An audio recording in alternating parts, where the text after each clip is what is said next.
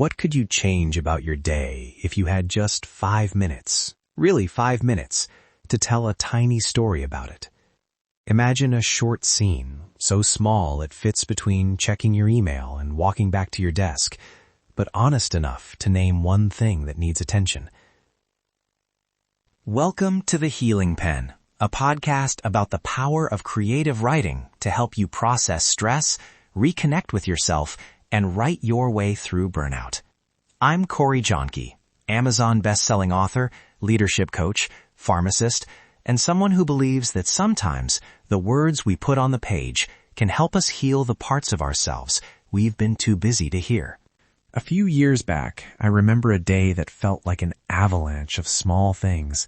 5 meetings back to back, a phone that wouldn't stop buzzing, and a coffee cup that somehow went everywhere except inside my mouth. I ducked into a stairwell to escape the noise, and on a whim, I closed my eyes and imagined the next 5 minutes as if it were a tiny scene in a book. A scene where I sat down at a table, placed the coffee on a saucer, and allowed myself to breathe for the length of one short poem. That imagined 5-minute ritual felt remarkably real. When I opened my eyes, I made one small choice. I walked back to my desk with the coffee on the saucer. It sounds silly, but that tiny made-up scene changed my posture, my mood, and later, the shape of the afternoon. It was the first time in months that a made-up 5-minute moment guided a real, doable action. If that sounds minor, that's the point. Burnout often shows up not as a single big crisis, but as 1,000 small drains. Decision fatigue, numbness when you try to choose what you actually want, and a sense that even tiny actions are heavy. When every choice feels like carrying a box up 3 flights of stairs, adding a new long practice is not helpful. Instead, small, playful, time-boxed scenes give you permission to imagine and choose without pressure. They let you notice what's missing without demanding that you fix everything at once. So here's the core idea, the 5-minute lives method. You write, quickly and without editing, 5 separate scenes, each 5 minutes long on the clock, each anchored to a different part of your day. The rules are simple. 1. Time box it.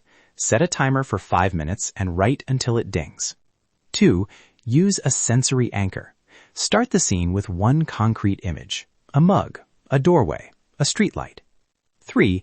Include one tiny choice or action in the scene, a decision your character makes, even if it's as small as putting a sweater on. 4. Do not edit. This is feeling work, not publishing work. The therapeutic logic is direct.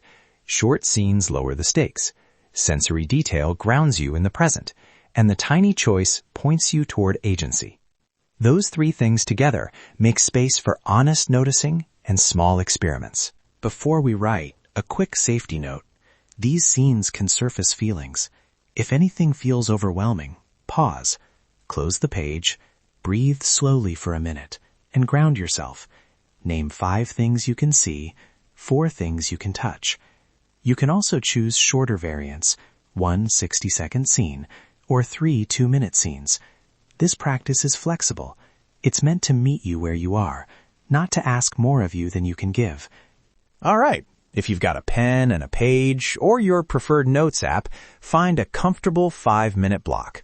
I'll guide you through 5 micro scenes: work, home, commute, weekend, and midnight. Each scene gets up to 5 minutes. If you only want 1 or 2, that's perfect too. Set your timer now for 5 minutes for scene 1. Ready? Here we go. Scene 1. Work. Start with a sensory detail. The mug on the desk, the hum of the computer, the light above the conference table. Write the scene as if a camera is on you for 5 minutes.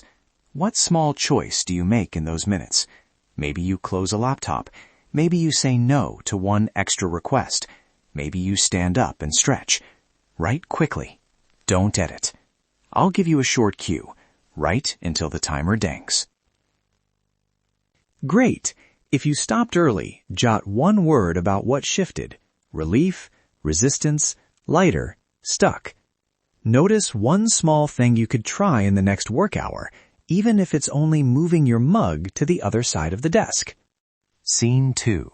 Home. Anchor with a sound or a smell. Dinner in the oven, a child's laugh, the creak of a favorite chair. Imagine 5 minutes at home. Who are you in that scene? What small choice do you make for yourself? Turning off a screen, asking for help with dishes, setting a 2-minute boundary. Right until the timer dings. Scene 3. Commute. If you don't commute, use a transit moment. The walk to the mailbox, the elevator, the sidewalk. Start with a visual anchor, a streetlight, a rain streak, a bus stop bench. In 5 minutes, what tiny decision happens? Do you choose a different route? Do you slow your pace? Write quickly. This is a lab, not a final draft. Scene 4. Weekend. Picture a brief weekend scene. Morning light through curtains, a coffee cooling on a porch, a book face down on the table. In 5 minutes, imagine choosing one small restorative, standing in the sun for 2 minutes, saying yes to a short walk, or declining a plan that feels heavy. Name it and write the small steps that make it possible. Timer on, right now.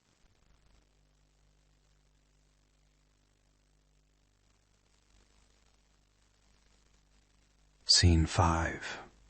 Midnight. This is the quiet, often noisy, interior scene. Start with one sensation. The weight of a blanket. The clock ticking.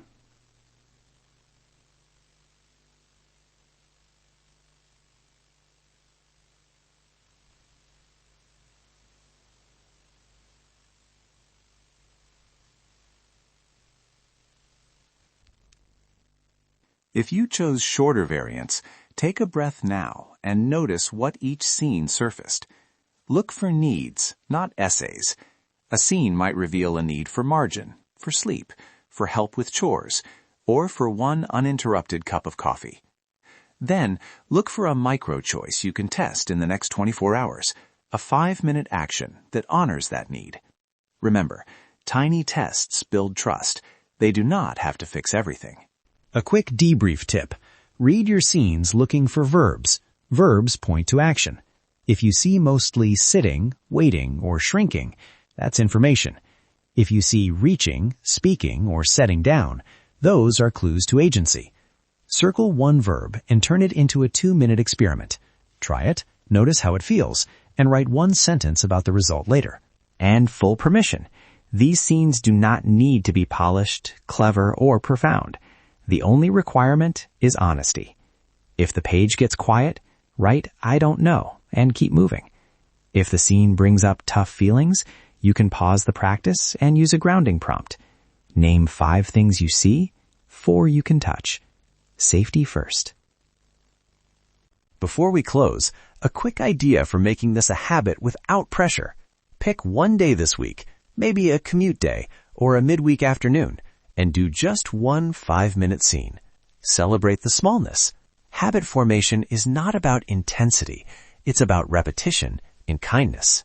If today's episode landed for you and you want a printable prompt sheet with the 5 anchors and micro choices, visit CoreyJanke.com to download the 5-minute lives prompt. There, you'll also find shorter variants and a suggested journal flow for reviewing your scenes over a week. Thanks for spending this time with me on the Healing Pen. Before you go, here's your reminder. You do not have to have everything figured out to begin healing. Sometimes clarity comes after the writing, not before it. If this episode gave you something to think about, feel, or write about, please subscribe, share the show with someone who needs it, and leave a review.